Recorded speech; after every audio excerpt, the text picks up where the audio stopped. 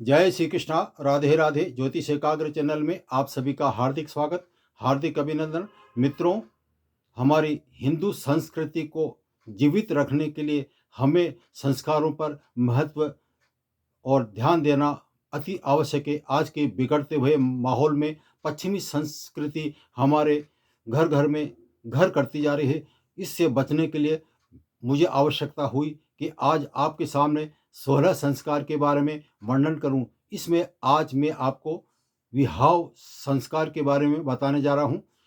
हमारे TV serial और mobile का प्रचलन इतना ज़्यादा बढ़ गया है कि उसके होड़ में हमारी संस्कृति भूलते जा रहे हैं और हम हमारी संस्कृति दूर होते हुए पश्चिमी सभ्यता अपनाने और अपनाते ही जा रहे हैं। यह बहुत सरासर गलत है। हमें बड़ी शर्म महसूस होती है जब जिनका विवाह होने जा रहा है, लड़का हो या लड़की, लड़की जैसा फोटोग्राफर कहती है वो उसी तरह से वो कार्य कर बैठती है। नाचना, कूदना, भद्दे डांस करना या आलिंगन करना, यह बहुत ही गलत है। इसके साथ ही आजकल इतना प्रचलन बढ़ गया है कि विवाह से पहले ही प्री वेडिंग के नाम से फोटोग्राफर ये कार्य कर रहे हैं और हम अंधे होकर उनके अनुरूप कर रहे हैं। यह बहुत ही गलत है। ऐसी संस्कृति से हमें बचना चाहिए और जहाँ तक मैं समझता हूँ ये कार्य पश्चिमी सभ्यता को दर्शाता है। अब आगे विलंब न करते हुए मैं मेन टॉपिक जो विषय है विवाह संस्कार के बारे में बताने जा रहा हूँ। विवाह संस्कार का मतलब होता है वर और वधू, लड़का और लड़की, यानी कि दो शरीर एक आत्मा होने जा रही है। उसमें हमारे संस्कार बहुत ज़रूरी है। यदि आप संस्कारवान नहीं बनेंगे तो आजकल तलाक की नौबत जो सब पश्चिम में बढ़ती जा रही है, उसी तरह से 10% तो घर कर चुके हैं, विवाह होता है और तलाक हो जाता है। ये बड़ी परंपरा फैलती जा रही है, इससे हमें बचना चाहिए। और विवाह के लिए सर्वप्रथम जो नक्षत्र होता है उस नक्षत्र पर ध्यान देना चाहिए। नक्षत्र शुभ होगा और लग्न जो शुभ होगा तो विवाह उत्तम होगा और उनका दाम्पत्य जीवन सुखी कहलाएगा। यदि पंडित या विद्वान आपको लग्न के बारे में बताता है, उसी लग्न में विवाह करें तो अति उत्तम होगा। लग्न का इतना महत्व है कि वो स्थिर लग्न होना चाहिए। यदि चर लग्न होगा तो उनकी गाड़ी चलती ही जाएगी। ये द्विस्वभाव का होगा तो उनका उतार चढ़ाव होते जाएंगे। इसलिए मैं स्थिर लग्न पर ध्यान देता हूँ। स्थिर लग्न हमारे पंडितगण बताते हैं। इसके अलावा गुरु जो विवाह का कारक है उसको केंद्र में होना अति आवश्यक है। यदि केंद्र में नहीं है तो त्रिकोण में दिखाना चाहिए। यदि यदि हम ऐसा भूल करते हैं, त्रिकोण और केंद्र का महत्व न देते हुए विवाह कर देते हैं तो हमारे सामने अनेक समस्याएं आ रही है। इस समस्या से बचना चाहिए। यह हमारे विद्वान पुरुषों से जो वो बताते हैं उसके अनुसार ही कार्य करें। विवाह प्रारंभ करने से पहले दोनों पक्ष वर वधू आपस में वस्त्रों का आदान प्रदान करते हैं और वर का चयन करने के बाद में वधू पक्ष वाले, लड़की वाले उस वर का स्वागत करते हैं। तो स्वागत में यह है कि जो नया माता पिता बन रहे हैं, लड़की के जो माता पिता हैं वही वर के माता पिता होने जा रहे हैं। तो जिस तरह से वर हमारे माता पिता को सम्मान करता है, ये वैसे ही कन्या के माता पिता को सम्मान करे। तू तड़ाका नहीं बोले और ये तेरे पापा या तेरे मम्मी इसका उच्चारण न करें। इसलिए वो जो भी आपका ध्यान मान मर्यादा करते हैं उसका सम्मान करें। और वो आपको स्वागत में जब वर वधू का स्वागत होता है, वर के पैर धुलाए जाते हैं। उसके बाद में वर को मीठा मधु शहद दी जाती है। मधु का मतलब होता है शहद कितनी मीठी होती है।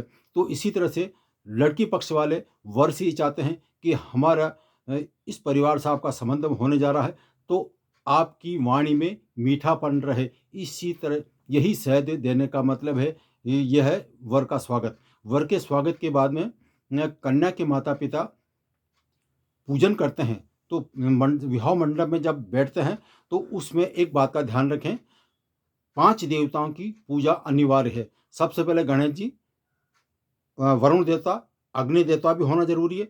षोडश मात्रा 16 माताएं अपने जहाँ बैठते हैं दाएं हाथ पर और बाएं हाथ पर, लेफ्ट हैंड पर नवग्रह और राइट हैंड पर षोडश मात्रा, ये पंडित जी बता देते हैं, उनका भी पूजन अनिवार्य है। तो जब विवाह मंडप में बैठते हैं तो गणेश जी पूजन होना चाहिए, वरुण देवता का पूजन होना चाहिए, अग्नि देवता जो साक्षी बन राजा है उसका पूजन होना चाहिए, षोडश मात्रा आपके कुल देवी देवताओं का पूजन अनिवार्य है। उसके बाद में नवग्रहों का पूजन। इस तरह से 5 देवताओं के पूजन होने के उपरांत कन्या के माता पिता कन्या का दान संकल्प लेते हुए, संकल्प जरूर ले, संकल्प बिना कार्य अधूरा है। तो सबसे पहले संकल्प, और संकल्प के बाद में हल्दी लक्ष्मी को प्रिय है, यानी कि हल्दी आपको, लड़की को भी बताया जा रहा है कि आज से हम आपको नए दायित्व सौंपने जा रहे हैं, आप नए जीवन में प्रवेश करने जा रहे हैं। और वर को वो जो हाथ, सबसे पहले कन्या के हाथ पीले किए जाते हैं, और वही पीला हाथ जब संकल्प सहित वो वर को जिसके हाथ में दिया जाता है, यानी कि जिस तरह से सेकंड करते हैं उस तरह सेकंड किया जाता है, तो उसमें वो दायित्व उसको सौंपा जाता है। तो इसका मतलब ये हुआ कि लक्ष्मी सबको प्रिय है, धन लक्ष्मी। तो ये जो आपको मैं कन्या देने जा रहा हूँ, वो कन्या आपका गृह लक्ष्मी कहलाएगी, यानी गृहस्थ जीवन में यह गृह लक्ष्मी का स्वरूप है। इसका सम्मान करें, इसका और साथ निभाएं, यह है उसका दायित्व निभाना।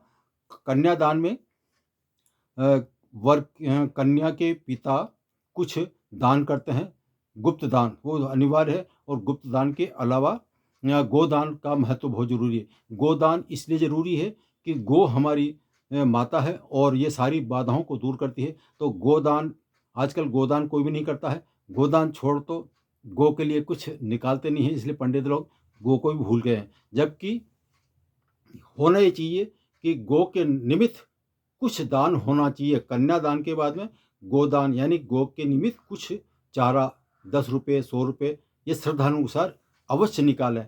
ऐसा करने से दाम्पत्य जीवन सुखी रहता है, बच्चों का, यह अनिवार्य है। जब पूजन हो गया, कन्यादान हो गया, कन्यादान के बाद में यज्ञ आदि किया जाता है, विभिन्न देवी देवताओं के नाम से आहुति दी जाती है। आहुति देने के उपरांत जब परिक्रमा फेरे लगाए जाते हैं तो उसमें वर और वधू को खड़ा किया जाता है। खड़ा करने के बाद में सबसे पहले एक शिला, आजकल इसको सब भूलते जा रहे हैं, परंपरा हमारी भूलते जा रहे हैं, इसका ध्यान रखें। शिला पर वर और वधू के शिला पर पैर रखें, अंगूठा, और इसका संकेत ये है कि हम आज से दोनों एक होने जा रहे हैं और हर परिस्थिति में हम डट कर मुकाबला करेंगे, दोनों कंधे से कंधा साथ मिलाकर चलेंगे। यह है शिला का महत्व। 4 परिक्रमा में लड़की आगे रहती है, तो लड़की हर कार्य में आगे रहेगी 4 क्षेत्रों में। उसके अलावा 3 परिक्रमा में लड़का आगे रहता है। ये परिक्रमा करने के बाद में 7 वचन दिए जाते हैं। तो 7 वचन का तात्पर्य यह है कि हम वो एक 2 जिस्म एक जान होने जा रहे हैं।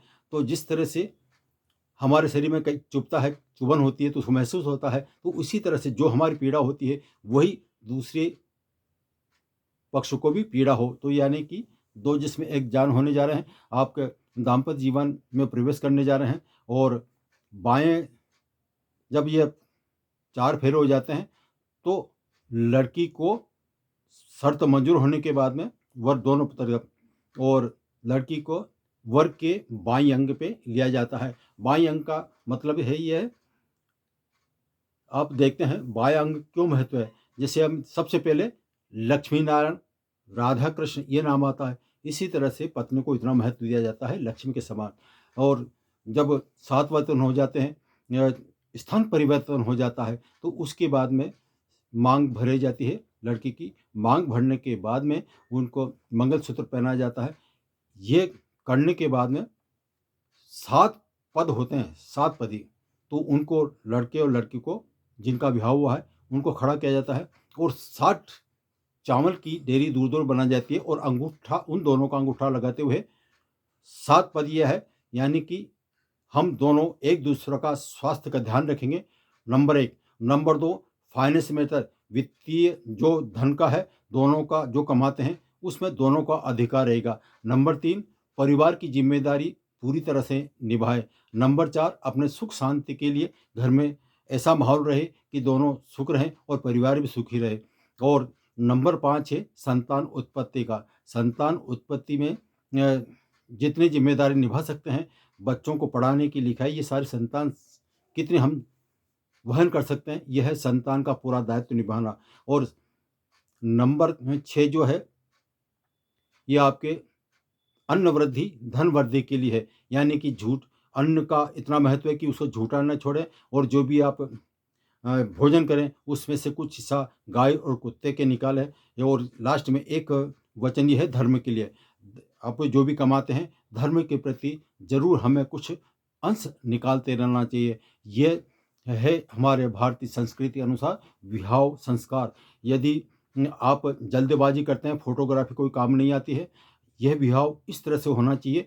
पंडित गणों से यह कहें कि हमारा ये सारा विधान हमारे साथ निभाएं। आपके बच्चों का विवाह हो रहा है तो उसका इसी तरह से विवाह कराएं, तो आपका उन बच्चों का दाम्पत्य जीवन सुखी रहेगा। और जो बच्चे विवाह लायक हैं उसको इन सारे कार्यों से परिपूर्ण होकर ही विवाह करना चाहिए।